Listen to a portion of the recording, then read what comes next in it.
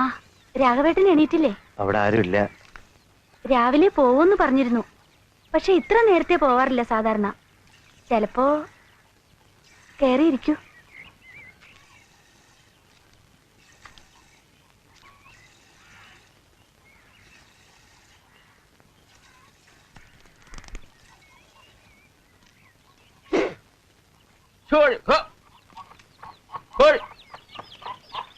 രാഘവനെ കണ്ടില്ലേ? അവിടെ ഇല്ല. ഈ രാഘവേട്ടൻ ഇത്ര നേരത്തെ എങ്ങോട്ടാ പോയത്? ചിലപ്പോ വെറുതെ തോട്ട വെച്ചതൊക്കെ നോക്കാൻ ഇറങ്ങിയിടാവും. ഞങ്ങൾക്ക് ഇവിടെ ഒരാളും വരാനില്ല. രാഘവന് ചങ്ങായിമാരായിട്ട് ചിലരെങ്കിലും ഉണ്ടല്ലോ. ലോറിയിൽ വന്നത് ജീപ്പിലോ? ജീപ്പില്. കരി കയറ്റാൻ പറഞ്ഞ ലോറിക്കാർക്കൊക്കെ എന്നെ അറിയാം. നാണേട്ടന്റെ അടുത്തേക്കാന്ന് പറഞ്ഞാൽ ഒരുമാതിരിക്കാരൊക്കെ കയറ്റും. ഞാനാ ഈ ഭാഗത്ത് ആദ്യം വന്നത്. എന്താച്ചാ വിശേഷം? ആ തപാൽക്കാരൻ ഈ കുന്നു കയറി ഇറങ്ങോ? താഴത്തങ്ങാടിയിൽ കൊടുത്തിട്ട് പോകും, അത്ര തന്നെ. ഇക്കണ്ട ദൂരം നടക്കാൻ അയാൾക്കും കഷ്ടം തന്നെ. അല്ല, ഞങ്ങൾക്ക് ഇവിടെ എഴുത്തും കുത്തൊന്നും വരാനില്ലാന്നും വെച്ചോളൂ. രാഘവന്റെ അടുത്ത് തന്നെ വീട്. ബാലികേറാമല എന്നൊക്കെ പറയണ പോലെ ഒരു സ്ഥലം അല്ലേ ബാല? ആദ്യം വരണവർക്ക് അങ്ങനെ തോന്നും. വീടും മുതലും ഒക്കെ പിന്നെ ഉണ്ടാക്കാന്ന് വെച്ചോളൂ. അമ്മയും താഴെയുള്ളവരൊക്കെ അങ്ങോട്ട് ഇല്ലാണ്ടായാൽ പണിസ്ഥലത്തായതുകൊണ്ട് രാഘവൻ രക്ഷപ്പെട്ടു അല്ലേ? അവരെ അച്ഛൻ തോമാസ് നായ്ക്കരെ. ഇപ്പൊ ഈ മലവാരത്തിൽ നിറച്ച ആളായി. ഇവരൊക്കെ ഞാൻ വന്നതിന് ശേഷം സ്ഥലം വാങ്ങിയവരാ. ഞാൻ വന്ന കാലത്ത് ഇവിടുത്തെ താഴ്ത്തങ്ങാടിൽ പകലൂടെ കുറുക്കനും പന്നി ഇറങ്ങും. ഇപ്പൊ ഒരു നേര പീടിക കണ്ടില്ലേ? ചായ വേണോ? വേണ്ട, നമുക്ക് നെല്ല് ഉണക്കാനുണ്ടേ കൊച്ചോട്ടിയെ. നാട്ടില് കൃഷിയുണ്ടോ? ഇപ്പില്ല. നാട്ടിലെ കൂലിച്ചെലവ് കേൾക്കുമ്പോ കൃഷി കൊണ്ട് ഒറ്റ ലാഭം ഉണ്ടാവില്ല. അധ്വാനിച്ചാൽ അതിന്റെ ഫലം ഉണ്ടാവും ഇവിടെ. പക്ഷെ അതിലൊരു താല്പര്യം വേണം. ബാലന്റെ ചങ്ങായിക്ക് വലിയ ഉത്സാഹമൊന്നുമില്ല. പേരിന് സ്ഥലം വാങ്ങേണ്ടെന്നല്ലാതെ ഒന്നും ചെയ്യണില്ല. ഞാൻ ഇടയ്ക്ക് പറയാറുണ്ട്, ഓരോ സമയത്ത് ഓരോ കമ്പാ രാഘവൻ. ഇരിക്കൂട്ടോ.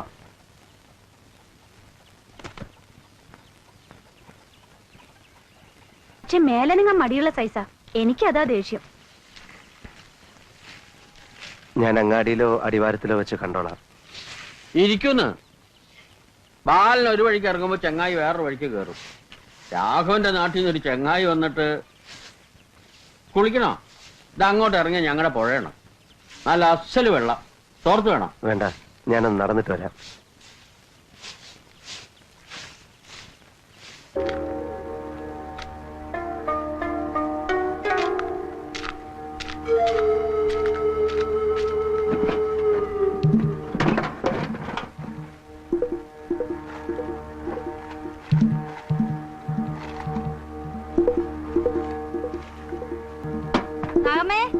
പശുവിന് വെള്ളം കൊടുത്തോ?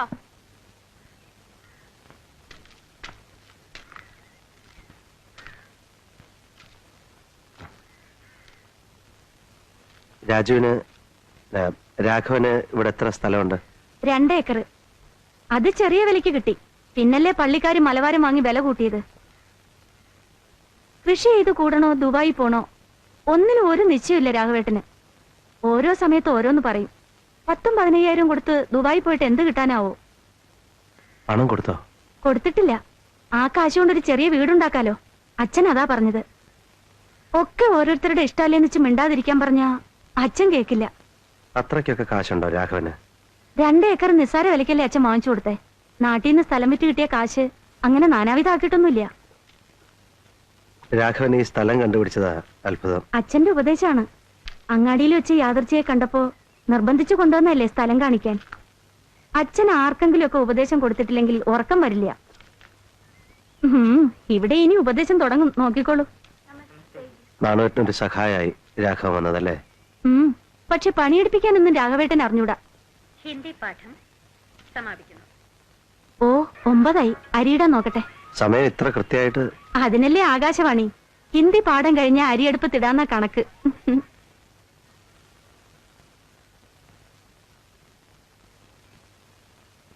രാമ,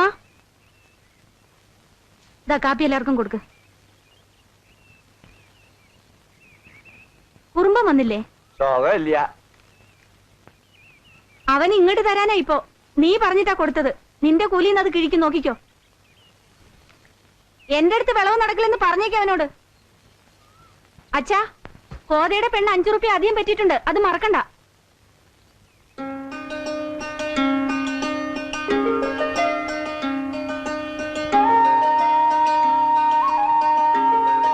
തരില്ല. പിന്നെ ഞാൻ 10 റുപ്യ വാങ്ങിയ കണക്കെവിടെ? അത് ഞാൻ പറഞ്ഞില്ലേ, ഒരു ബനിയം വാങ്ങി 2 റുപ്യക്ക് ചായ കുടിച്ചു. ടൗണിൽ പോകുമ്പോ എന്തെങ്കിലുമൊക്കെ ചെലവുണ്ടാവില്ലേ രാജി? ഈ മാസം പാലായിട്ട് സൂക്ഷിക്കാൻ തന്നത് എത്രയാണെന്നറിയോ? 400. തെറ്റ്. 600 തന്ന അപ്പൊ തന്നെ അതിന് 25 എടുത്തില്ലേ കള്ള. പിന്നെ 15ഉം 10ഉം 60 പറ്റി. എന്നെ പറ്റിക്കാൻ നോക്കണ്ട. ഓ ശരിയാണ്, മറന്നു. മറന്നോ? ഇങ്ങനെ ചെലവാക്കാൻ തുടങ്ങിയല്ലേ ലോറി ഓടിച്ച് മരം കയറ്റി പ്രമാണിയായി നടക്കണതേ സ്വപ്നത്തിൽ എന്നെ ഉണ്ടാവുള്ളൂ, പറഞ്ഞേക്കാം.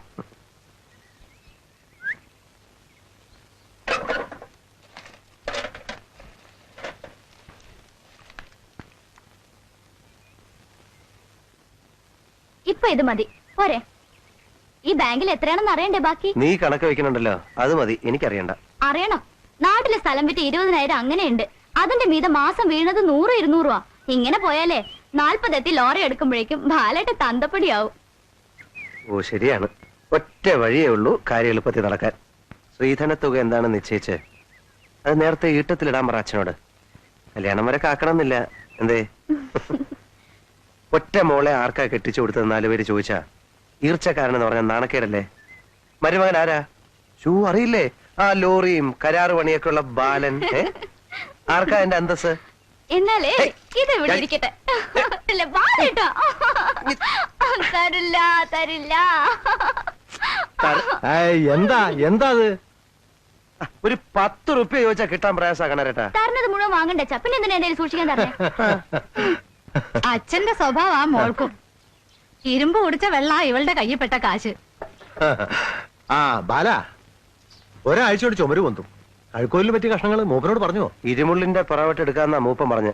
ആശേരി കുത്തുണ്ടാക്കുന്നുണ്ട്, അത് നിന്റെ കയ്യിൽ തരാം. എന്തോ എന്നും ഈ ചായപ്പുഴയുടെ ചായപ്പിൽ കിടന്നാ പോരാന്ന് ഒരു നല്ല ബുദ്ധി തോന്നിയല്ലോ നിന്റെ അച്ഛന്. അതും ദുശലവാന്ന് ആ മകളുടെ കണക്ക് ബാല. ഇപ്പൊ എന്താ നമ്മൾ ഇവിടെ താമസിക്കണില്ലേ? ഇത് മതിയോ? ഒരറ വേണ്ടടി. ഇവിടെ ഒരു മുക്കില് കിടന്നോളൂ കല്യാണം കഴിഞ്ഞ നീ നിന്റെ ആളും. ചോദിച്ചു നോക്ക്. ഒന്ന് മിണ്ടി പറഞ്ഞിരിക്കാൻ സ്ഥലം ഉണ്ടോടി ഇവിടെ? മിണ്ടി പറഞ്ഞിരിക്കാന്ന് വെച്ചാ എന്താന്ന് മനസ്സിലായ നിനക്ക്? തൊള്ളാരം പറയാണ്ട് പോണ്ടോ വേഗം? വീട് പണി കഴിഞ്ഞാലും ശ്രീധനം വകയില് ഒരു സംഖ്യ തരാൻ കാണില്ലേ അച്ഛൻ?